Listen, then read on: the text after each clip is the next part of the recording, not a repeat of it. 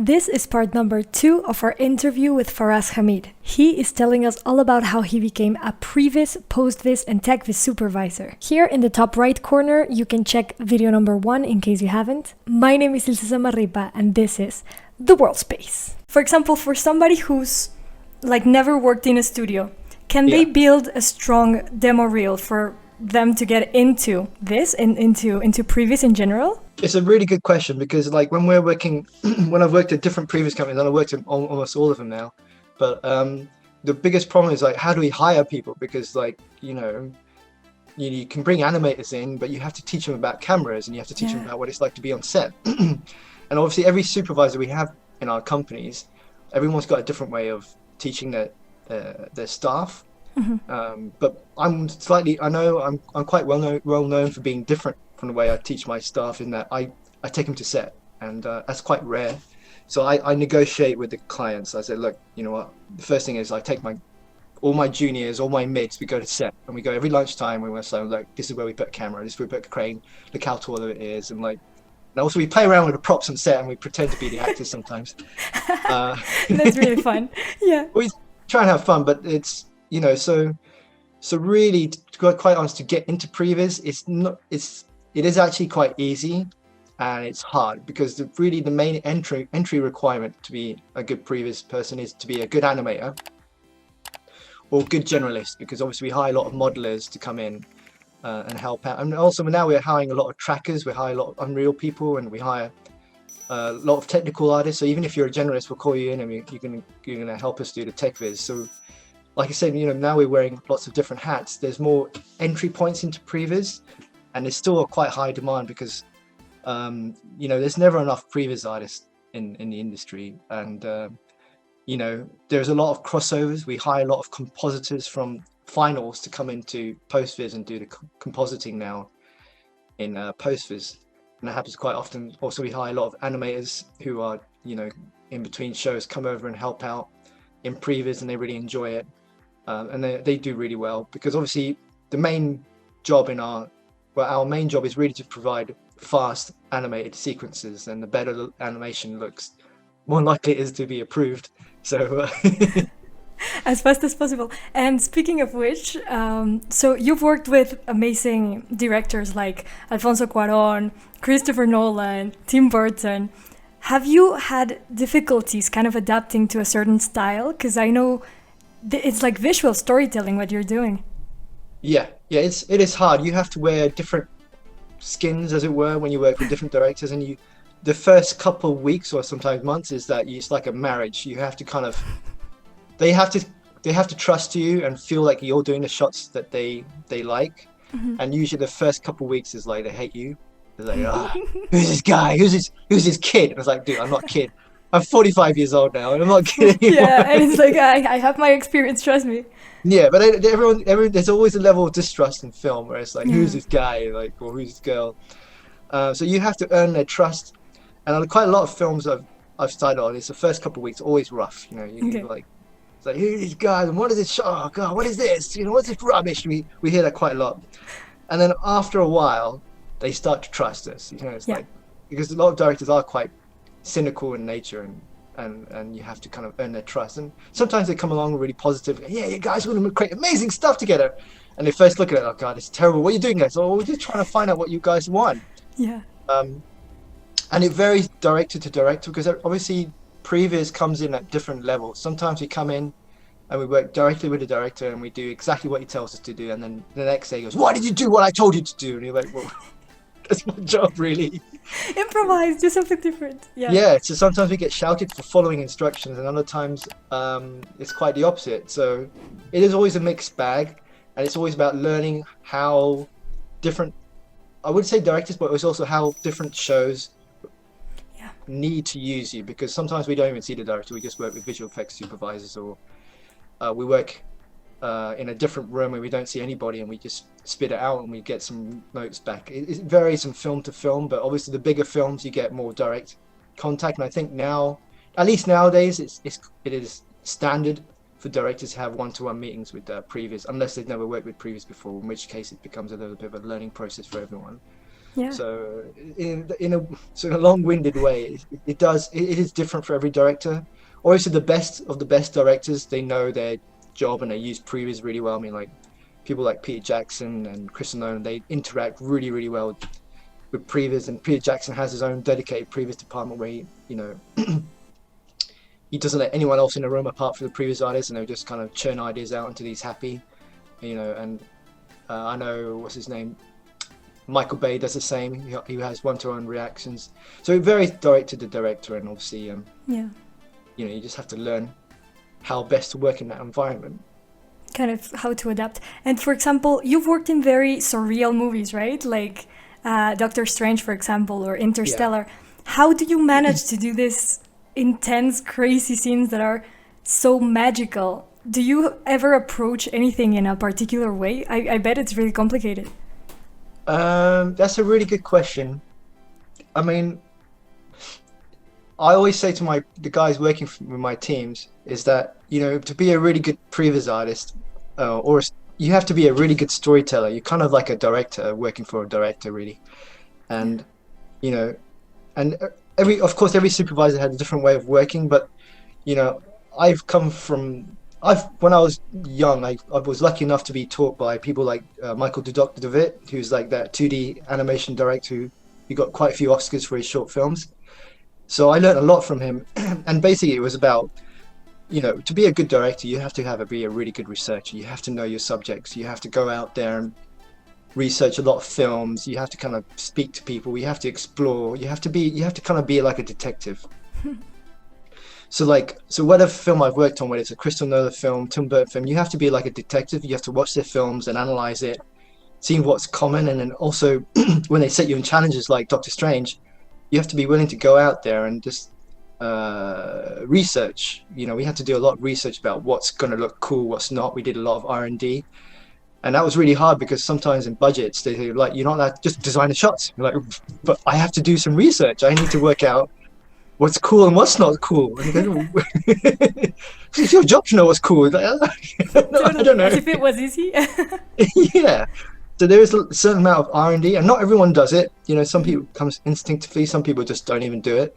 But for me, as what makes a really good storyteller, which is what our job is that you have to research. You have to go out and watch, art films. You have to watch anime. You have to watch, films from different countries and really see that there's different storytelling languages and there's different kinds of visuals to enjoy things. Because quite often when we work in Previz, we have to come up with ideas, and then so when the director goes, well, I know this is not working, and you're like, oh no, what do I do? So you have to come up with solutions on the spot. And that's one of the things that I learned from when I was working with Peter Jackson, is that he'll give us problems and we had to solve it on the spot. It was almost like a competition. It's like, okay guys, come up with a solution and come up with an idea. And we're like, okay, quick. And it was really cool. It's like a little exercise, like being at Olympics, where you just have to compete with other artists and come up with ideas, and you kind of audition them. And that's what you're really doing. You're auditioning ideas for directors. Like, okay, if this doesn't work, how about this? Can we try this, or can we do this? So you like what they call spitballing, and that's really cool. But it's being flexible like that, and of course everyone adapts to that situation. And we've been lucky enough to work with a lot of cool VFX supervisors that help that process, who have the very similar mindsets where they have to adapt and be very creative on the spot and come up with solutions. So yeah, research all the time. And okay, so you were talking about all these different genres of films that you've worked on, like action, sci-fi, horror. Are there any key elements to make a narrative work regarding the genre? Yeah. I mean, this is really interesting about story. Teach us? It's a really good question. It's probably one of the best questions I've been asked in Previz. Oh wow! Yeah. Subscribe to the channel. Kidding. No, because Previz, and I like visual effects, we're all storytellers. When you're doing an animation, you're telling the story of a character, and when you do great simulations, I mean, as long as a lot of people say, oh, it's just a cool simulation, that's storytelling. You want to feel like when the audience look at a camera and see that the ocean waves smashing through the walls, it's like you want to feel like you're there and you're getting wet. At least this is storytelling. Yes. And that's the most important aspect of films and ignoring what we do in previs and visual effects is that we're helping the director make a really cool movie, and that's to make one audience makes it feel like they're there, and also make them care about the characters that they're watching. And that's the fundamental crux of every single film that you watch, whether it's a horror film or a sci-fi film. Is that if you don't care about any of your characters, and there's plenty of those, it doesn't matter if it's a horror film or sci-fi film, you just take the audience out, and they don't care about it, So the key for every film is to have really engaging, good storytelling, and make the audience care about their characters. Because the moment they stop caring, it's like, yeah, go ahead and die, I don't care. Like, it's like you've lost the audience. Wow. Yeah. Yeah. And that's the most fundamental thing. And the funny thing is, like in Previz, we quite often put in situations where we're told to design a sequence, and you're like, oh man, I wish I could tell the director that this is not going to work. But you can't say it, because look, ego. It's not going to work, dude. I've done this same shot 100 times for different films. I've done the same wide shot where the dinosaur comes in and goes, rah, right? I've done this same shot 100 times, right? And it doesn't work for me. It doesn't make me go, wow. And you sometimes you do it for them, and you can see, oh wow, that's awesome. And it's like, no, dude, it's not awesome. Oh yeah, it's not gonna work, or maybe the audience is not gonna feel engaged even if you do it, and you spend all this thousands of dollars in that particular shot, right? Yeah, and then wow. A lot of people see VFX know that when they design that shot, you're like, oh man, how am I supposed to make this work? You're like, how am I like, dude, and they're like, oh no, just make the fingernails do this. And you're like, no one cares about the fingernails. Unless it's like very interesting. And yeah, that's so cool. And for example, for Dinosaurs, how do you really plan your camera movements and all with creatures that are not there? It's hard because like working with a plate as an animator, it's always complicated to plan things out, but I'm always like thinking, like, these poor Previz guys, it must be so complicated. Well, I mean, that's a great thing about Previz. You're solving that solution for the different people on set. You're making this virtual set. You put your dinosaur in, your animator, and it all seems to make sense unless someone's cheating. Like sometimes you get okay, someone goes, okay, just cheat the scale, make the dinosaur twice as big. But you're like, but if you do that, it's going to screw things. It's going to mess things up. Down. No, just do it. Don't tell anyone. Yeah. And then like 5 weeks later, the VFX supervisor phones up. So we just want to check the scale of this dinosaur. You're like, oh no, here it comes. No, I knew this was going to come down the road. Yeah. So we do get put into situations like that, and. But that's the whole point of doing Previz, that you make sure that all the assets are correct scale, and that when they put the lens on, it's when we give enough information to people on set so they're going to shoot the same correct thing. Mm-hmm. And we know just from experience that probably 6 times out of 10 it never works out that way. The DOP does something, or there are restrictions on set. Sometimes the VFX supervisor tells the crew is like, no, you got to make the camera a wider lens, you're gonna make, and then they're like, yeah, shut up, we know what we're doing.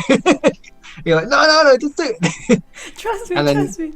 Yeah, and they come back and the plate doesn't work, and you have to extend the plate, or you have to add an set extension to fix it. Yeah. But I think that's just the nature of the film industry, in that there is unfortunately there a lot of segregation. There is a lot of separation between what's designed and what's shot and what's reassembled.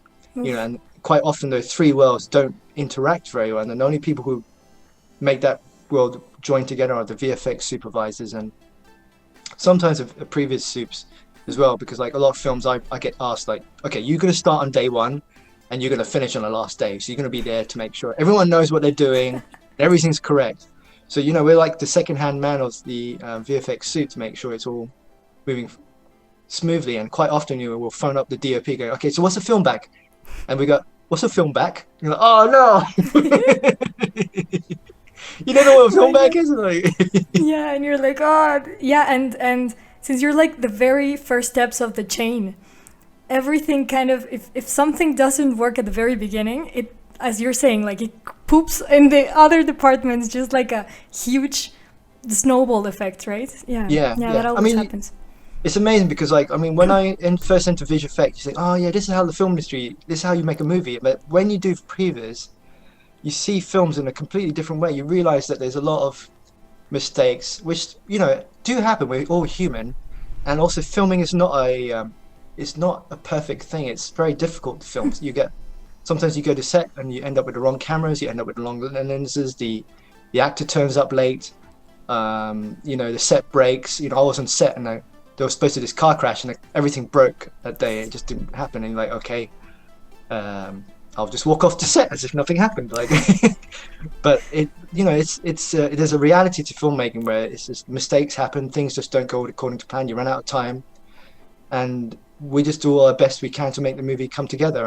And unfortunately, all that pain of making a film doesn't get translated into VFX. So by the time you get it in a VFX house, you don't see why that shot was a mistake, or you don't see why you didn't get all the shots that you needed, or you know, why half the crew is in that shot and you have to digitally remove them, right? You don't see why that happens. And you know, there's all sorts of reasons. Sometimes they're very legit, or sometimes they're really stupid, you know. Like Thank you for watching this video. Please let me know in the comments down below if you learned anything, if you have any questions, and here are some bits and pieces of our next video. The director, and I never knew that for a long time, and you never taught that in visual effects. And at lunchtime we would go and have wrestling. We had a wrestling club, we had a tennis club, and we also had a jogging club, and we would all go into our different clubs and hang out. I've been in meetings where the director starts crying with me. And you're like, someone get them a box of tissues. Don't forget to please hit that like button, that notification bell, and that subscribe button. That really helps me. Thank you so much to everyone who's supporting my channel on Patreon. I deeply appreciate it. Thank you so much for watching, and keep making art, you beautiful artists.